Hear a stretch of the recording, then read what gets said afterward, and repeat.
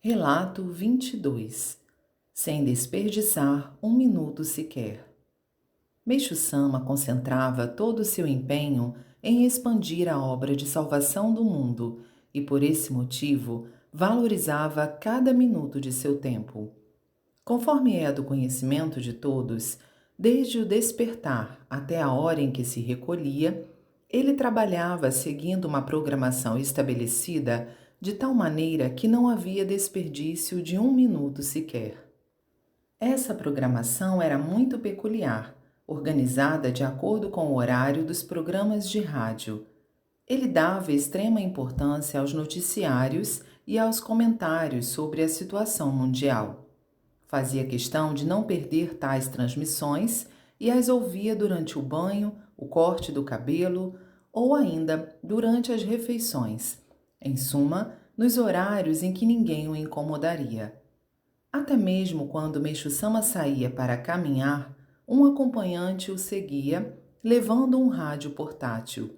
Quando construiu a casa de chá no jardim do Rekyun-so, ele sempre ia inspecionar as obras ouvindo o rádio. Assim, quando os trabalhadores escutavam o som do aparelho, diziam: Meixo Sama chegou, e aceleravam o ritmo do trabalho. O rádio funcionava como um sinal de alerta. Meixo Sama ouvia o rádio constantemente. Todavia, conforme relatei, ele não utilizava o tempo só para isso, ou seja, ao mesmo tempo desenvolvia outra tarefa. À noite, enquanto escrevia ou estudava arte, alguém massageava seus ombros para aliviar o cansaço ou fazia-lhe a leitura dos jornais. Creio que executava com perfeição várias coisas simultaneamente. Ele não admitia de forma alguma que se desperdiçasse o tempo e utilizava cada minuto do seu dia de forma proveitosa. Acredito que se conscientizou de que se não agisse assim, não conseguiria realizar sua grandiosa obra. Quando se encontrava com alguém, estabelecia diálogos muito proveitosos, ouvindo atentamente. Beneficiava-se bastante dos recursos da modernidade, por exemplo, do rádio e da televisão, buscando sempre absorver novos conhecimentos. Possivelmente se pensa que a obra de salvação alcançou o apogeu porque Meixo Sama já tinha capacidade para isso, mas não foi bem assim. Creio que a maioria das pessoas obteria semelhante sucesso caso se empenhasse com a mesma eficiência, dinamismo e perseverança com que ele trabalhou. Nós devemos reverenciar Meixo Sama não só como um ser de caráter divino, mas porque ele trilhou seu caminho com fervor e convicção, dedicando-se de corpo e alma à obra divina. Em vista disso, busquemos trilhar nosso caminho com profundo respeito a Meixo Sama, tendo-o como exemplo.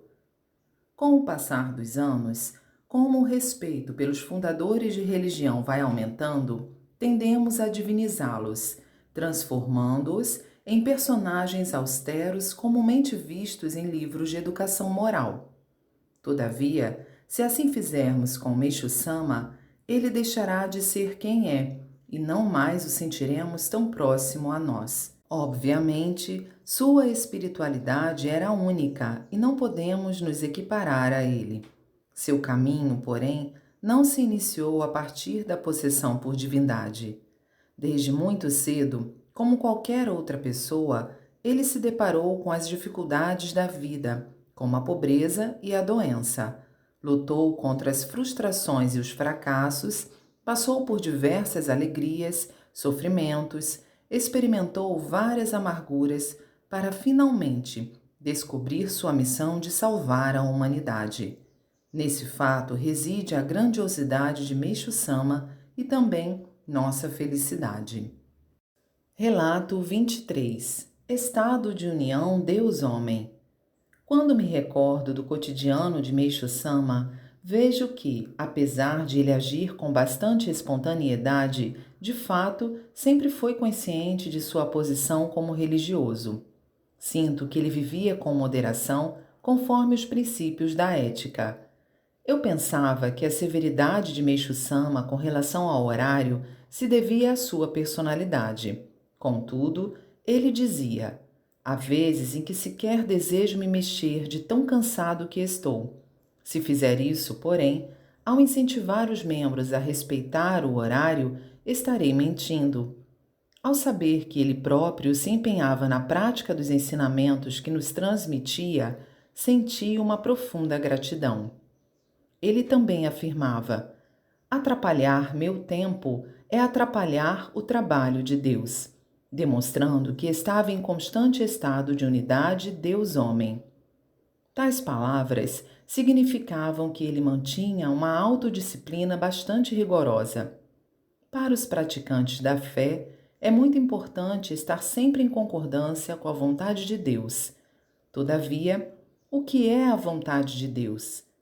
Na prática, é difícil saber. Quanto a isso, Meixo Sama nos orientava: basta fazer como eu faço. As coisas que não me agradam também não agradam a Deus, de forma que ser aprovado por mim significa ser aprovado por Ele.